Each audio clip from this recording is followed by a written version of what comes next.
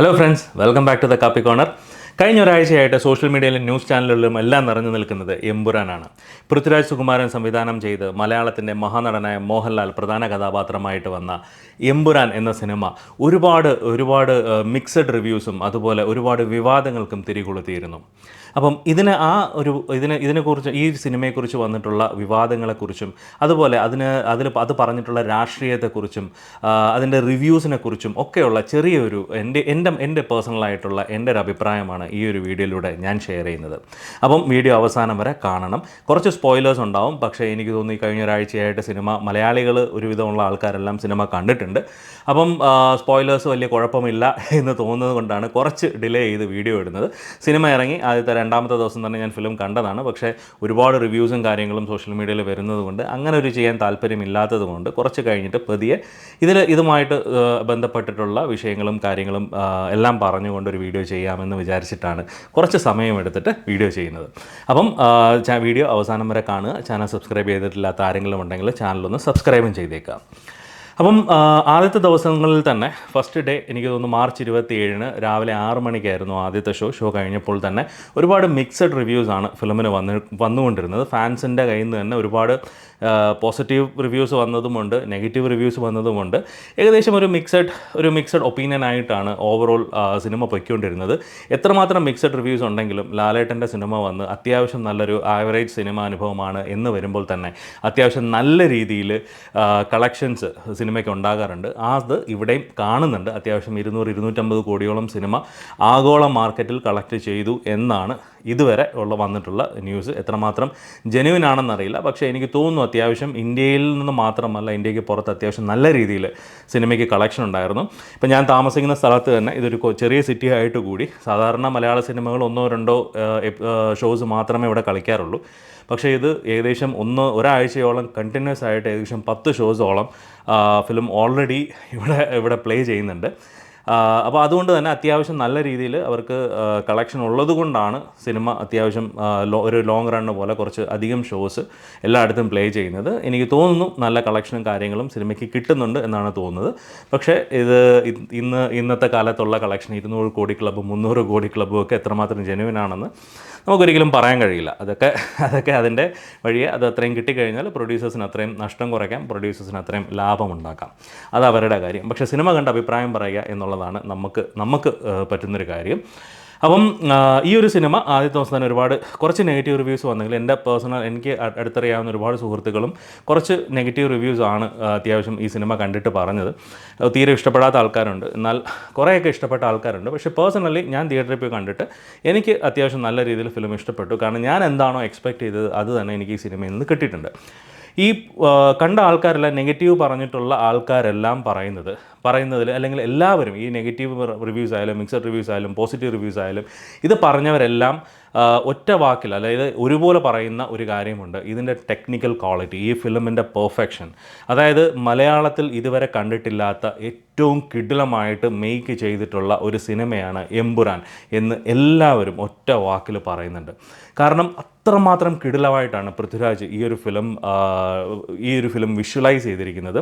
Especially ഈ സിനിമയുടെ തുടക്കത്തിൽ ഒരു ആദ്യത്തെ അരമണിക്കൂർ കാണിക്കുന്ന സീൻസ്, അതൊരു ഗുജറാത്ത് കലാപവുമായിട്ട് ബന്ധപ്പെട്ട് കാണിക്കുന്ന സീൻസും, അതായത് സയ്യിദ് മസൂദ് എന്ന് പറയുന്ന പൃഥ്വിരാജ് ചെയ്ത ക്യാരക്ടറിൻ്റെ കുട്ടിക്കാലത്തുണ്ടായിട്ടുള്ള കുറച്ച് വിഷയങ്ങൾ ആദ്യത്തെ ഒരു അരമണിക്കൂറിൽ കാണിക്കുന്ന ഒരു കലാപവും അത് സംബന്ധിച്ചുണ്ടാവുന്ന കുറേ വയലൻസും കാര്യങ്ങളുമൊക്കെ ആദ്യം ഒരു അരമണിക്കൂറിൽ കാണിക്കുന്നത് വളരെ മനോഹരമായിട്ടാണ് ഒരു പിക്ചറൈസ് ചെയ്തിരിക്കുന്നത്.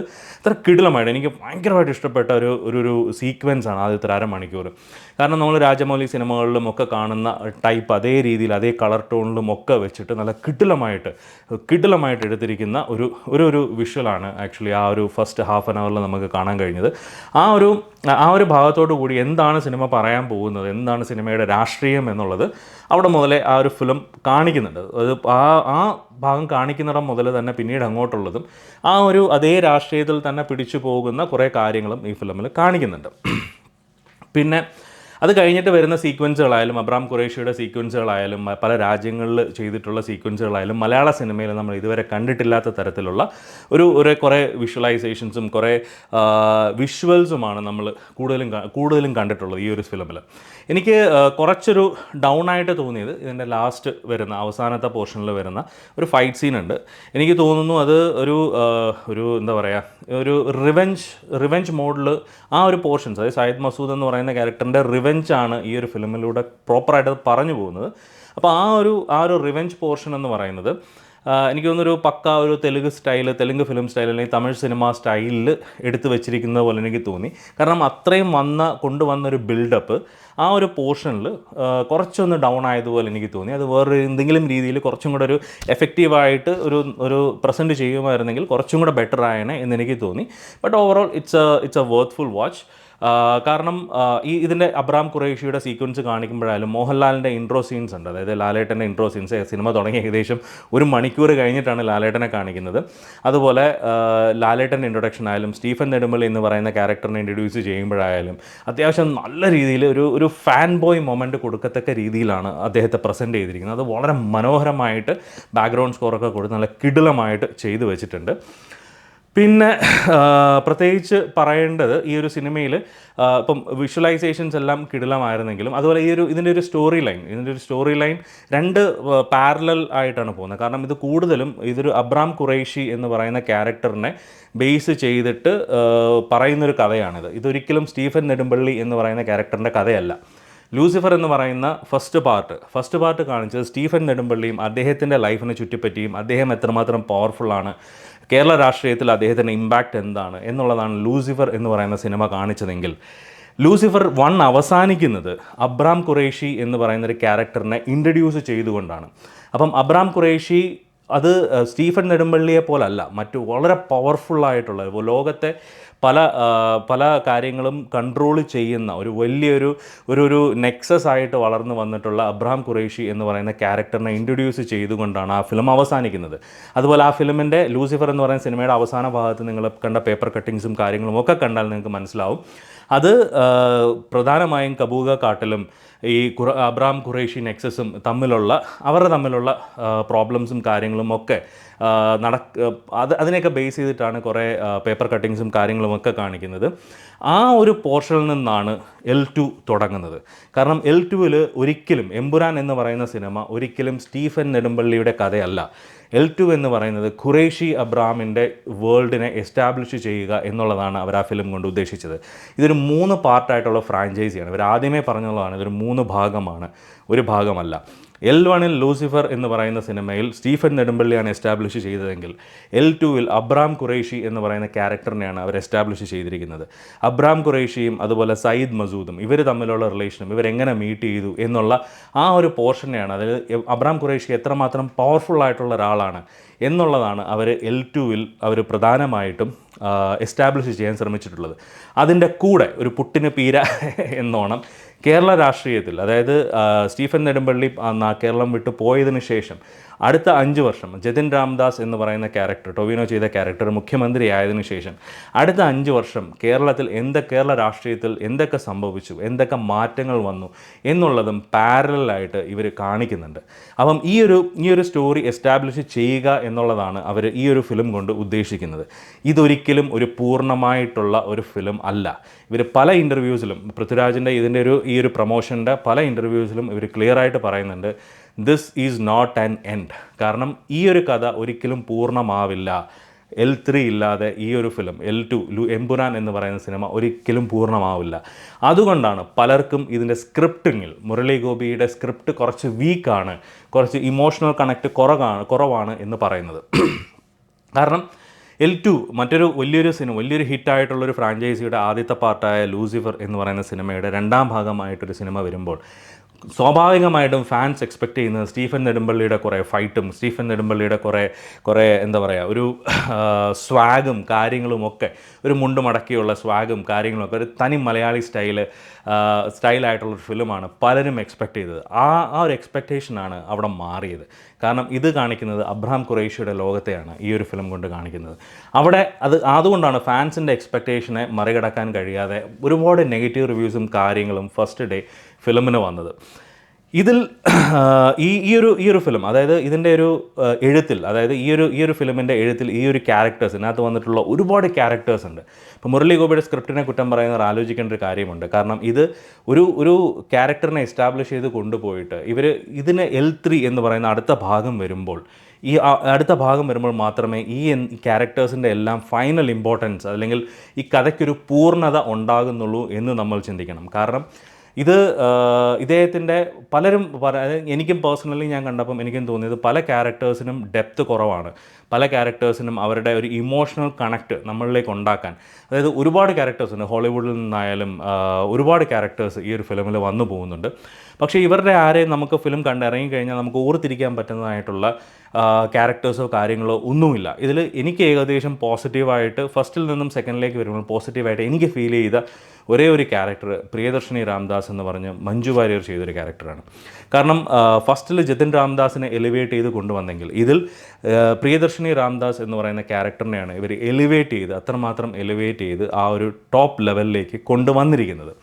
അപ്പം ആ ഒരു ക്യാരക്ടറിൻ്റെ അതും പൂർണ്ണമായിട്ട് വന്നിട്ടില്ല. ആ ഒരു ക്യാരക്ടറിൻ്റെ ഇമ്പോർട്ടൻസ്, അതായത് ക്യാരക്ടറിൻ്റെ ബാക്കി ഭാഗം അടുത്ത പാർട്ടിൽ മാത്രമേ അത് കംപ്ലീറ്റ് ആവുള്ളൂ. അതുകൊണ്ടാണ് നമുക്ക് ഈ ഒരു ഫിലിമിൻ്റെ സ്ക്രിപ്റ്റ് കുറച്ച് വീക്കായിട്ട് തോന്നുന്നത്. പക്ഷേ മുരളി ഗോപിയുടെ വൺ ഓഫ് ദ ഫേവറേറ്റ്, എനിക്ക് പേഴ്സണലി ഇഷ്ടപ്പെട്ട ഒരു സ്ക്രിപ്റ്റ് തന്നെയാണിത്. അദ്ദേഹത്തിൻ്റെ സിനിമകളിലൂടെ രാഷ്ട്രീയം പറയാറുണ്ട്. ഇതിനു മുന്നേ ലെഫ്റ്റ് റൈറ്റ് എന്ന് പറയുന്നൊരു സിനിമ അദ്ദേഹം ചെയ്തപ്പോഴും അത് ഒരുപാട് വിവാദങ്ങൾക്കും കാര്യങ്ങൾക്കും ഒക്കെ വഴിവെച്ചൊരു സിനിമയാണ് ലെഫ്റ്റ് റൈറ്റ് എന്ന് പറയുന്നത്. അത് ഇടതുപക്ഷ മുന്നണിക്കെതിരെ ഒരുപാട് പച്ചയായിട്ട് തുറന്ന് കാണിച്ചിട്ടുള്ള ഒരുപാട് കാര്യങ്ങൾ അദ്ദേഹം ആ ഒരു ഫിലിമിലൂടെ പറഞ്ഞിരുന്നു. പക്ഷേ ഈ ഒരു സിനിമ വന്നപ്പോൾ ഇത് BJPക്കെതിരെയും RSSനെതിരെയും ഒക്കെ അവർക്കെതിരെയുള്ള കുറച്ച് രാഷ്ട്രീയമായിട്ട് കുറേ കാര്യങ്ങൾ ഈ ഫിലിമിൽ പറയുന്നുണ്ട്. അദ്ദേഹം രാഷ്ട്രീയം പച്ചയായിട്ട് അദ്ദേഹത്തിൻ്റെ എഴുത്തുകളിൽ ചെയ്യുന്ന ഒരാളാണ് അദ്ദേഹം. പക്ഷേ നമുക്ക് ഇതിനൊരു സിനിമയായിട്ട് കാണുക, സിനിമയുടെ ചുറ്റുപാടിനെ സിനിമയായിട്ട് കാണാൻ പഠിച്ചാൽ ഇത് അനാവശ്യമായിട്ട് വിവാദങ്ങൾ ഉണ്ടാക്കേണ്ട കാര്യങ്ങൾ ഈ ഫിലിമിൽ ഇല്ല, ഇതിൻ്റെ ഒരു തിരക്കഥയിലില്ല എന്ന് തന്നെയാണ് എനിക്ക് പേഴ്സണലി ഫീൽ ചെയ്തിട്ടുള്ളത്. കാരണം ഈ സിനിമയിൽ RSSൻ്റെ രാഷ്ട്രീയത്തെക്കുറിച്ചോ അല്ലെങ്കിൽ ആ ഒരു ഇഷ്യൂവിനെക്കുറിച്ചോ മാത്രമല്ല ഇവർ പറയുന്നത്. ഇത് LDFനിട്ടും നല്ലോണമൊക്കെ താങ്ങിയിട്ടുണ്ട്, കോൺഗ്രസ്സിനിട്ടും താങ്ങിയിട്ടുണ്ട്, എല്ലാ രാഷ്ട്രീയ പാർട്ടികൾക്കും നല്ല രീതിയിൽ ഈ ഒരു ഫിലിം താങ്ങിയിട്ടുണ്ട്. ഇതൊരു പൊളിറ്റിക്കൽ ത്രില്ലറാണ്.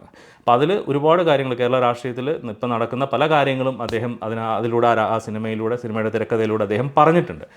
അപ്പം പേഴ്സണലി ഇതൊരു RSS എനിക്കൊന്ന് ആദ്യത്തെ ഒരു അരമണിക്കൂർ കാണിച്ച സംഭവം അവർ പ്രോപ്പറായിട്ട് ഗുജറാത്ത് കലാപത്തിനെ റിലേറ്റ് ചെയ്ത് കാണിച്ചത് കൊണ്ടാണ് അത്രമാത്രം പ്രോബ്ലംസും ഒക്കെ ആയത്. അതുപോലെ ആ ക്യാരക്ടർ, ഒരു വില്ലൻ ക്യാരക്ടറായിട്ട് വരുന്ന ബാബ ബജ്രംഗി എന്ന് പറയുന്ന ക്യാരക്ടറിനെ ആ ഒരു രീതിയിൽ തന്നെ അതേ പേരിൽ, അതായത് സിമിലർ ആയിട്ടുള്ള ഒരാളുടെ റിയൽ ലൈഫിലുള്ള ആളുടെ പേരുമായിട്ട് സാമ്യതയുള്ളത് കൊണ്ട് ഒരുപാട് അവർക്ക് അതുകൊണ്ടാണ് അവർ കൂടുതലും വിവാദങ്ങളും കാര്യങ്ങളും ഉണ്ടാക്കിയത്. രാഷ്ട്രീയം ഒളിച്ച് കടത്തുന്നു, പൃഥ്വിരാജ് അദ്ദേഹത്തിൻ്റെ തീവ്രവാദ രാഷ്ട്രീയം പറയുന്നു എന്നൊക്കെ പറഞ്ഞ് ഒരുപാട് പ്രശ്നങ്ങൾ ഉണ്ടാക്കുമ്പോൾ അനാവശ്യമായിട്ട് ഇത്തരം വിവാദങ്ങൾ ഉണ്ടാക്കേണ്ട കാര്യമില്ലായിരുന്നു.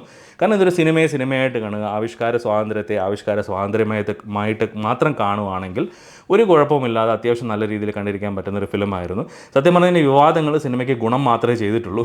കാരണം സിനിമ വിവാദങ്ങൾ വരുമ്പോഴത്തേക്ക് പടം കുറച്ച് ഭാഗം കട്ട് ചെയ്യുന്നു എന്നൊക്കെ പറഞ്ഞപ്പോഴത്തേക്ക് ആൾക്കാർ ഒരുപാട് പേര് സിനിമയ്ക്ക് കട്ട് ചെയ്യുന്നതിന് മുന്നേ കാണാനായിട്ട് ഒരുപാട് പേര് കയറി അത്യാവശ്യം നല്ല രീതിയിൽ പടത്തിനൊരു ഹൈപ്പും കിട്ടിയിരുന്നു.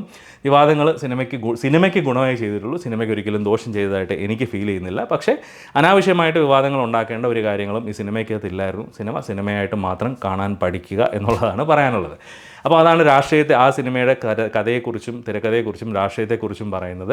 അപ്പം ആ ഒരു ഡെപ്തും കാര്യങ്ങളും എനിക്ക് തോന്നുന്നു L3 എന്ന് പറയുന്ന സിനിമ വരുമ്പോഴത്തേക്ക് അതിൽ മാറും എന്നെനിക്ക് തോന്നുന്നു. കാരണം L2 അവസാനിക്കുന്നത് ഖുറൈഷി അബ്രാമും ഷെൻ ട്രയാഡ് എന്ന് പറയുന്ന ഗോഡ് ആക്സിസ് എന്ന് പറയുന്ന ഒരു ഗ്രൂപ്പ് അവർ തമ്മിലുള്ള കോൺഫ്ലിക്റ്റ് വെച്ചിട്ടാണ് ഫിലിം അവസാനിക്കുന്നത്. അതുപോലെ ഈ ഫിലിമിൻ്റെ അവസാനത്തിൽ അവർ പറയുന്നുണ്ട് എന്താണ് ഹൂ ഈസ് ഖുറേഷി അബ്രാം, അദ്ദേഹത്തിൻ്റെ വളർച്ച എങ്ങനെയായിരുന്നു, അദ്ദേഹം എങ്ങനെ ഈ ഒരു സിൻഡിക്കേറ്റായി എന്ന് പറയുന്ന ഇടത്താണ് ഫിലിം അവസാനിക്കുന്നത്. അപ്പം ഡെഫിനറ്റ്ലി L3 എന്ന് പറയുന്ന സിനിമ ഇതുവരെ L1ലും L2ലും പറഞ്ഞിട്ടില്ലാത്ത പല കാര്യങ്ങളും L3യിലൂടെ ഒരു പൂർണ്ണത കിട്ടും എന്ന് തന്നെയാണ് എൻ്റെ വിശ്വാസം. കാരണം ആ ഒരു ഖുറേഷി അബ്രാമിൻ്റെ വളർച്ചയും ആ 24 വർഷം അദ്ദേഹം എവിടെ ആയിരുന്നു എന്നുള്ളതും അദ്ദേഹത്തിൻ്റെ വളർച്ചയും അദ്ദേഹം എങ്ങനെ ഇത്ര വലിയൊരു സിൻഡിക്കേറ്റ് ആയി എന്നുള്ളതും അതിനുശേഷം ഈ പ്രിയദർശിനി രാംദാസ് ഇപ്പം എവിടെയാണോ എത്തി നിൽക്കുന്നത്, ഇത് കഴിഞ്ഞിട്ടുള്ള കേരള രാഷ്ട്രീയത്തിൻ്റെ അവസ്ഥ എന്താണ് എന്നുള്ളതും ഒക്കെ പറഞ്ഞ് പ്രോപ്പറായിട്ടൊരു എൻഡിങ്ങും കൊടുക്കാനായിരിക്കും L3യിൽ എന്തായാലും ശ്രമിക്കുന്നത്. L3യുടെ പേരും ഇവർ ഓൾറെഡി ഫിലിമിലൂടെ അനൗൺസ് ചെയ്തിട്ടുണ്ട്.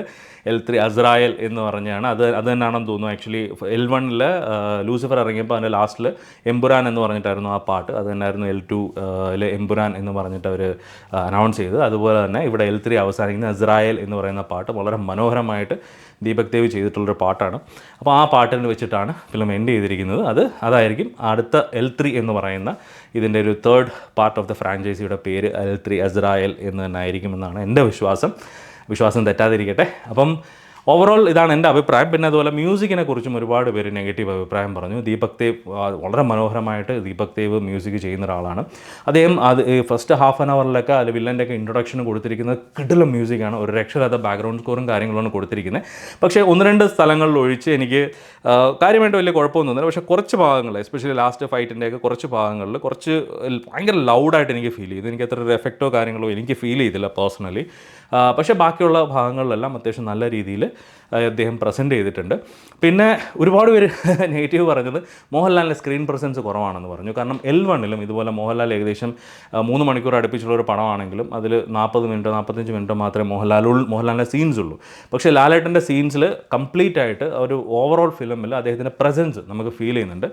L2ലും എനിക്ക് അത് തന്നെയാണ് തോന്നിയത്. ആദ്യത്തെ 1 മണിക്കൂറിൽ അദ്ദേഹത്തെ കാണിക്കാൻ ലേറ്റ് ആവുമെങ്കിലും, അദ്ദേഹത്തിൻ്റെ ഇൻട്രോ സീൻ കാണിക്കാൻ ലേറ്റ് ആവുമെങ്കിലും അത് കഴിഞ്ഞിട്ട് ഫിലിമിൽ ഫുൾ അദ്ദേഹത്തിൻ്റെ പ്രസൻസ് ഉള്ളതുപോലെ തന്നെയാണ് എനിക്ക് ഫീൽ ചെയ്തത്. അദ്ദേഹത്തിന് സീൻസ് കുറവാണെന്നോ അല്ലെങ്കിൽ അദ്ദേഹത്തിന് കുറച്ച് സീൻസ് മാത്രമേ ഉള്ളെന്നോ അങ്ങനെ ഒരു ഫീലൊന്നും എനിക്ക് പേഴ്സണലി എനിക്ക് വന്നില്ല. അപ്പം ഓവറോൾ എനിക്ക് സാറ്റിസ്ഫൈഡ് ആയിട്ടുള്ള ഒരു ഫീല് തന്നൊരു ഫിലിമാണ് എമ്പുരാൻ എന്ന് പറയുന്നത്. അപ്പം എന്തായാലും ഫിലിം തിയേറ്ററിൽ തന്നെ കാണുക. തിയേറ്ററിൽ കണ്ടിട്ട് നിങ്ങളുടെ അഭിപ്രായങ്ങളും നിർദ്ദേശങ്ങളും നിങ്ങൾക്ക് ഫീൽ ചെയ്ത് നിങ്ങൾക്ക് എന്താണ് അഭിപ്രായം തോന്നിയത്, ഞാൻ ഈ പറഞ്ഞതിൽ എന്തെങ്കിലും തെറ്റുകുറ്റങ്ങളോ എന്തെങ്കിലും ഉണ്ടെങ്കിൽ നിങ്ങളത് കമൻ്റായിട്ടൊന്ന് രേഖപ്പെടുത്തുക. അപ്പം മറ്റൊരു സിനിമയുടെ വിശേഷവുമായിട്ട് നമുക്ക് വീണ്ടും കാണാം. അതുവരേക്കും ബൈ.